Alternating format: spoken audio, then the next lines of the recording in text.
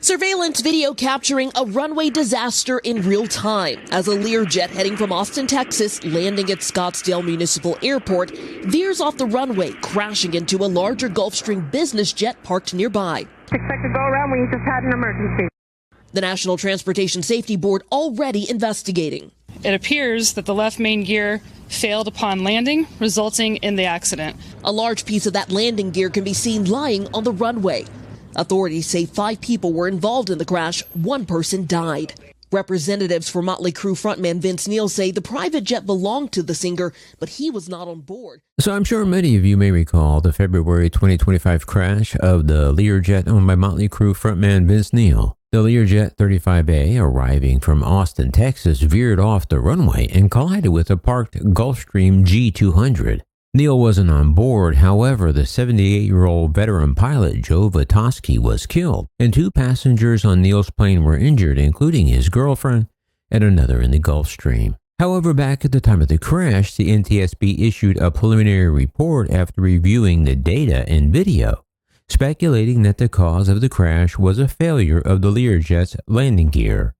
Well, this week, the U.S. NTSB has issued an urgent safety recommendation calling on the FAA to mandate immediate inspections of the main landing gear on several Learjet models as a result of the Learjet 35A crash when its landing gear separated on touchdown. In an urgent recommendation issued on October 29, 2025, the NTSB urged the FAA to require operators of 10 Learjet models, approximately 1,883 aircraft in total, to comply with Bombardier service bulletins directing one-time landing gear attachment inspections.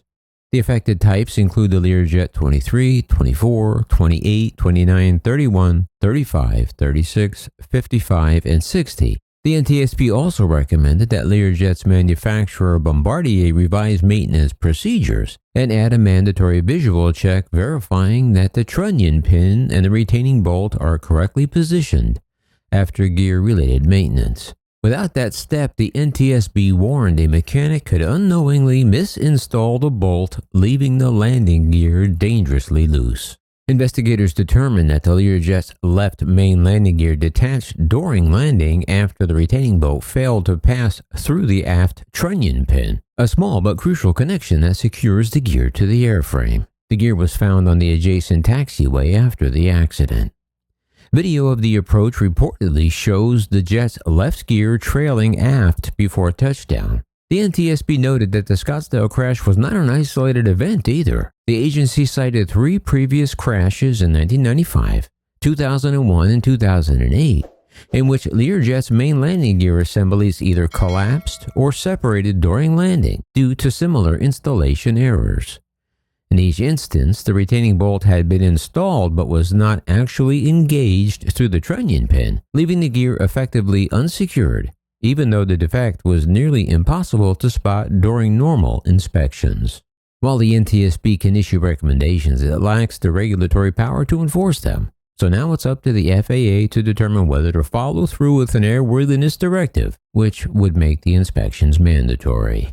The NTSB's recommendation also points out its frustration with the FAA's earlier handling of the issue. In July 2025, the FAA's Corrective Action Review Board concluded that Bombardier's volunteer service bulletins were sufficient and decided not to issue an AD. The NTSB called that decision incommensurate with a long-standing aviation risk and said it failed to address a known hazard. But Bombardier, which discontinued production of Learjets in 2022, continues to still support the fleet, issued its service bulletin on March 7, 2025, advising operators to perform a one-time inspection of the gear assembly.